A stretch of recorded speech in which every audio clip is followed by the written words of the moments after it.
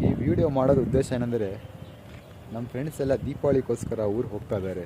ನಾವು ಬೆಂಗಳೂರಲ್ಲಿ ಇದ್ದೀವಿ. ಈಗ ಹಾಲಿಡೇಯಲ್ಲಿ ಎಲ್ಲ ಹೋಗ್ಬಿಡ್ತಾರೆ ಅವರವ್ರ ಮನೆಗೆ. ನಾವು ಎಷ್ಟು ಚೆನ್ನಾಗಿದ್ದೀವಿ ಗೊತ್ತಾ ನಿಮಗೆಲ್ಲ. ನಾನು ಮುಸ್ಲಿಮ್ ಆದರೆ ಏನಾಯಿತು, ಫ್ರೆಂಡ್ಶಿಪ್ ಸಂಬಂಧ ಧರ್ಮದಿಂದ ಎಲ್ಲ ಮನಸ್ಸಿನಿಂದ ಇದೆ. ಒಂದು ಸತಿ ಫ್ರೆಂಡ್ಶಿಪ್ ಆಗಿಬಿಟ್ರೆ ಅವ್ರ ಕಷ್ಟ ಇಲ್ಲಿ ಯಾವಾಗಲೂ ಇರಲಿ, ನಾವು ಅವ್ರ ಜೊತೆಯಲ್ಲಿ ನಿಂತಿದ್ದೀವಿ. ಅದಕ್ಕೋಸ್ಕರ ಎಲ್ಲ ಫ್ರೆಂಡ್ಸಿಗೂ ನನ್ನ ಕಡೆಯಿಂದ ಹ್ಯಾಪಿ ದಿವಾಲಿ. ಸಣ್ಣಕ್ಕಿದ್ದಲ್ಲ, ಆವಾಗ ಸ್ವಲ್ಪ ದೊಡ್ಡವ್ರ ಜನ ಹೆಂಗಿದ್ದಾರೆ ಅಂದರೆ, ಯಾರೊಬ್ಬ ಎಕ್ಸಾಂಪಲ್ ಕಳ್ತನ ಮಾಡಿದರೆ ಅವ್ನು ಬೇರೆ ಹುಡುಗರ ಸೇರಿಬಿಟ್ಟು ಕಳ್ತನ ಮಾಡೋದು ಕಲ್ತವನೆ ಅಂತ ಹೇಳ್ತಾಯಿದ್ರು. ಈ ಕಾಲದಲ್ಲಿ ಹಂಗೆಲ್ರ ಕಾಣೋ ಸ್ವಲ್ಪ ಜನ ಇದ್ದಾರೆ. ಬಟ್ ಯಾರೊಬ್ಬ ಏನಾದರೂ ಕಳ್ತನ ಮಾಡಿದರೆ ಅವನು ಕಳ್ಳ, ಅವನ ಅಪ್ಪನ ಕಳ್ಳ ಅಂತ ಹೇಳ್ಬಿಡ್ತಾರೆ. ಅದೇ ಥರ ಈ ಧರ್ಮದಲ್ಲಿ ಹಂಗೆ ಆಗ್ತಾ ಇರೋದು. ನಾವು ಯೋಚನೆ ಮಾಡಬೇಕು, ಯಾರೊಬ್ಬರು ಏನಾದರೂ ಕೆಟ್ಟ ಏನೋ ಮಾಡಿದರೆ ಅವ್ನು ಮಾಡಿದ್ದಾನೆ, ಅವನ ಥರ ಆ ಥರ ಒಂದು ಮೈಂಡ್ಸೆಟ್ ಹಂಗಿದೆ ಅಂತ ಅನ್ಕೋಬೇಕು. ಇಡೀ ಧರ್ಮನ ಹಂಗೆ ಅಂತ ಯಾವಾಗಲೂ ಆ ಥರ ಮೈಂಡ್ಸೆಟ್ ಇಟ್ಕೊಬಾಡ್ರು ಕಣೋ. ಎಲ್ಲ ಚೆನ್ನಾಗೇ ಇದ್ದೀವಿ.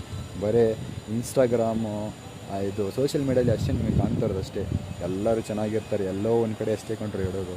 ಅದಕ್ಕೋಸ್ಕರ ನಾವೆಲ್ಲ ಚೆನ್ನಾಗಿರಬೇಕು. ಕಮೆಂಟ್ ಬಾಕ್ಸಲ್ಲಿ ನೀವೇ ನೋಡಿ ಎಂಥ ಕಮೆಂಟ್ ಆಗ್ತಾ ಇರ್ತಾರೆ. ಅವ್ರು ಯಾವ ಥರ ಅದರಂತೆ ಅವ್ರು ತೋರಿಸ್ಕೊತಾರೆ ಅಷ್ಟೇ. ಅವರೆಲ್ಲ ಇಗ್ನೋರ್ ಮಾಡಿ ನಾವೆಲ್ಲ ಚೆನ್ನಾಗಿರೋಣ, ನಮ್ಮ ದೇಶಕ್ಕೆ ಮುಂದೆ ತೊಗೊಂಡು ಹೋಗೋಣ.